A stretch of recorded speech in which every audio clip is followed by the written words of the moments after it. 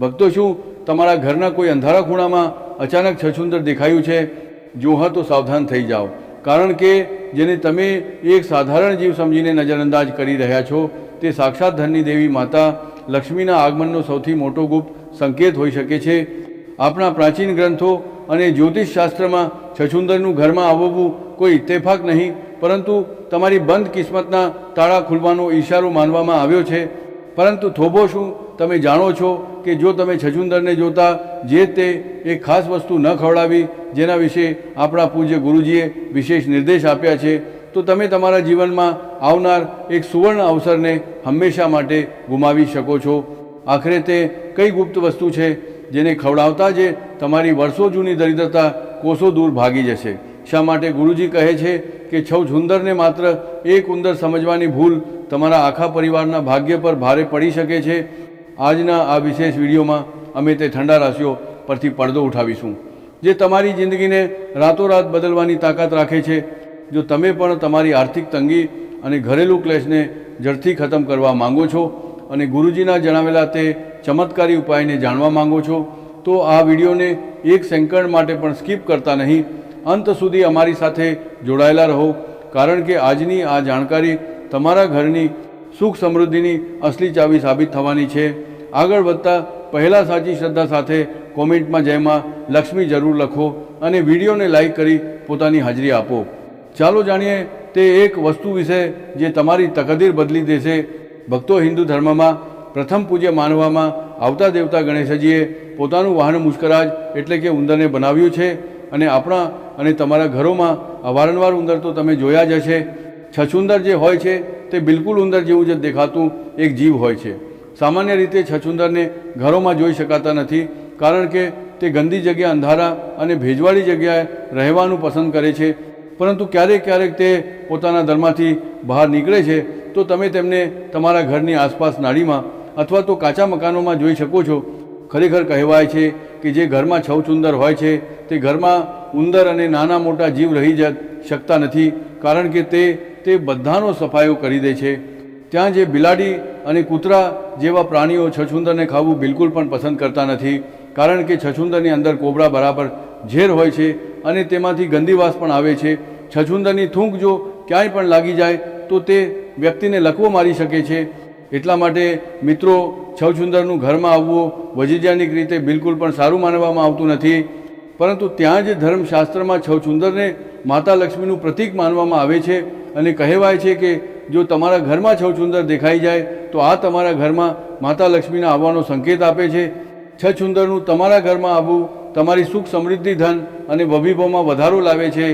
ત્યાં જ ભક્તો, આપણા ગુરુજીનું કહેવું છે કે છછુંદરને માતા લક્ષ્મીના સંદેશવાહક પણ કહેવામાં આવે છે. અને જો તમને તમારા ઘરમાં છછુંદર દેખાઈ જાય તો તમે સમજી જાઓ કે તમારી બંધ પડેલી કિસ્મતના તાળા હવે ખુલવાના જબ છે. તો ચાલો જાણીએ કે શાસ્ત્રોએ છછુંદર વિશે અને બીજું શું શું મહત્ત્વ જણાવ્યું છે. બીજું અને લાન ભક્તો, મારું કહેવું છે કે જો તમને સવારે ઉઠતા જે છછુંદર દેખાય છે તો તમે સમજી જાઓ કે તમને આજે ધન લાભ થવાનો છે અને તમારા પર માતા લક્ષ્મીની કૃપા થઈ ચૂકી છે.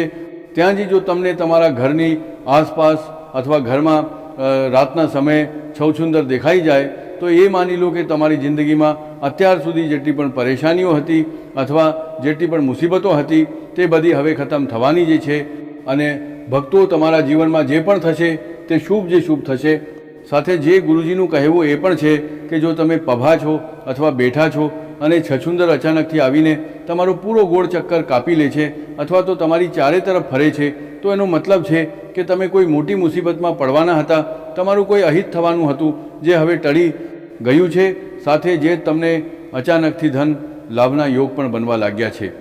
આ ઉપરાંત ગુરુજીનું કહેવું છે કે જો દિવાળીના દિવસે તમને છછુંદર દેખાઈ જાય છે અથવા તો તમારા ઘરમાં છછુંદર આવી જાય છે તો આ બધું શુભ માનવામાં આવે છે.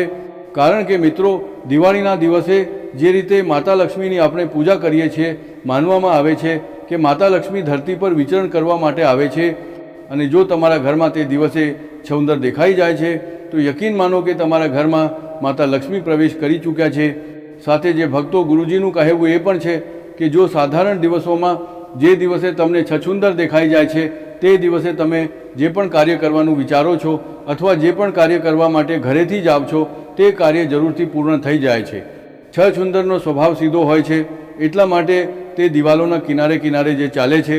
પરંતુ ભક્તો કહેવાય છે કે જો તમારા દરવાજાની વચ્ચેથી છછુંદર ઘરની અંદર આવે છે તો તે વર્ષે તમને ધનની કમી તો બિલકુલ પણ નહીં થાય।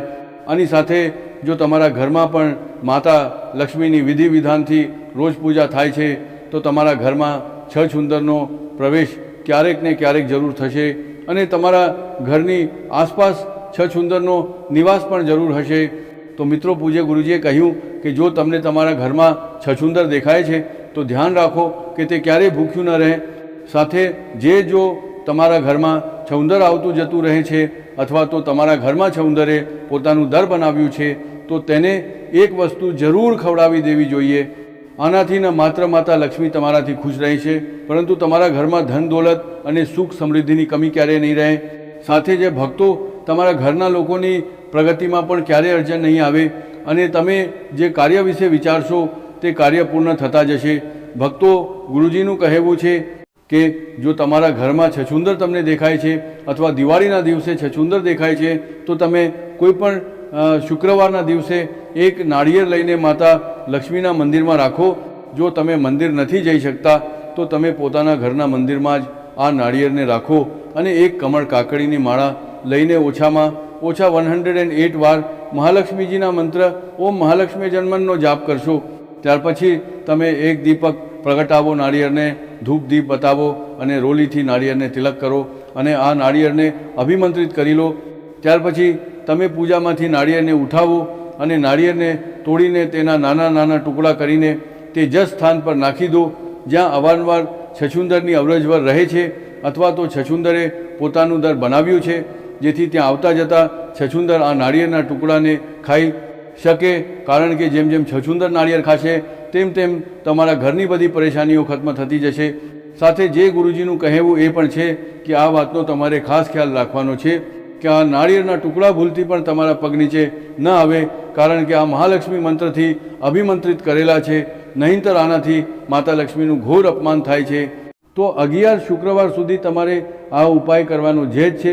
પરંતુ તમે જ્યારે એક શુક્રવારે જે નાળિયેરનો ઉપયોગ કર્યો છે, જો તે નાળિયેરમાંથી થોડુંક નાળિયેર બચી પણ જાય છે તો તમે તે નાળિયેરનો ભૂકો કરી લો અને તમારા ઘરની આસપાસ જ્યાં પણ કીડીઓનું દર બનેલું છે તે નાળિયેરના ભૂકાને મિક્સ કરીને કીડીઓને ખાવા માટે નાખી શકો છો।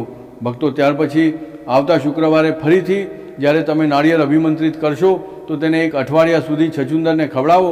ત્યાર પછી તમારી પાસે જેટલું પણ નાળિયેર બચશે તેને ફરીથી ભૂકો કરીને કીડીઓને ખવડાવવા માટે નાખી દો। જો તમે આ ઉપાયને સતત કરી લીધો તો તમારી કિસ્મત પૂરી રીતે બદલાઈ જશે। માતા લક્ષ્મી તમારા ઉપર મહેરબાન થઈ જશે અને તમે જે પણ વસ્તુને ઈચ્છશો અથવા તમારી જે પણ ઈચ્છા હશે તે બધી પૂરી થઈ જશે। તમને ધન લાભ થશે, સાથે સાથે તમારા વ્યાપાર અને નોકરીમાં પ્રગતિ મળશે। તમારા પરિવારમાં નકારાત્મક ખર્ચા ખતમ થઈ જશે અને માતા લક્ષ્મી નારાયણની સાથે હંમેશા તમારા ઘરમાં બિરાજમાન રહેશે અને માતા લક્ષ્મી સાક્ષાત તમારા ઉપર પોતાની કૃપા કરશે। અને ભક્તો, સૌથી જરૂરી વાત, છછુંદર વિશે એક એવી વાત છે જે તમને ચોંકાવી શકે છે। છછુંદરની થૂંકમાં કાળા નાગ જેવું ઝેર હોય છે। કલ્પના કરો, જો આ તમારા શરીરના કોઈ પણ ભાગ પર થૂંકી દે તો તે જગ્યા પૂરી રીતે શૂન્ય થઈ શકે છે। અહીં સુધી કે જો આ તમારા માથાના વાળ પર થૂંકી દે તો તે જગ્યાના વાળ હંમેશા માટે ખરી શકે છે। એટલા માટે પોતાના ઘરમાં છછુંદરનું હોવું અમુક હદ સુધી ખતરનાક પણ હોઈ શકે છે। ખાસ કરીને સૂતી વખતે તમારે વધારે સાવધાન રહેવું જોઈએ। રાતમાં છછુંદર ચૂપચાપ તમારા બાળકોની પગની આંગળીઓને કોતરી શકે છે અને તમને તેનો અહેસાસ પણ નહીં થાય। આવું એટલા માટે થાય છે કારણ કે તેની થૂંક તે ભાગને શૂન્ય કરી દે છે જેનાથી દર્દની ખબર પડતી નથી। ભક્તો, જો તમને આજની આ ગુપ્ત જાણકારી જરા પણ ઉપયોગી લાગી હોય તો આ વિડીયોને એક લાઈક આપીને પોતાની શ્રદ્ધા જરૂર પ્રગટ કરો। તમારી એક નાની અમથી કોશિશ કોઈ બીજા ભક્તનું પણ ભાગ્ય બદલી શકે છે। એટલા માટે આ વિડીયોને પોતાના લોકો સાથે શેર કરવાનું બિલકુલ ન ભૂલો। આવી જ દિવ્ય અને દુર્લભ જાણકારીઓ માટે તમારા પોતાના પરિવાર આપકથાને અત્યારે જ સબસ્ક્રાઈબ કરો અને બેલ આઇકનને દબાવીને ઓલ પર સેટ કરી લો, જેથી મહાદેવની કૃપા તમારા સુધી સૌથી પહેલાં પહોંચે। યાદ રાખજો, શ્રદ્ધા અને વિશ્વાસથી કરવામાં આવેલું એક નાનું અમથું કર્મ પણ તમારા જીવનની દિશા બદલી શકે છે. માતા લક્ષ્મીની કૃપા તમારા અને તમારા આખા પરિવાર પર હંમેશા બની રહે. મળીએ છીએ એક બીજી ભાગ્યશાળી જાણકારી સાથે આવતા વિડીયોમાં. ત્યાં સુધી પોતાનો અને પોતાના લોકોનો ખ્યાલ રાખો. જય શ્રી રામ.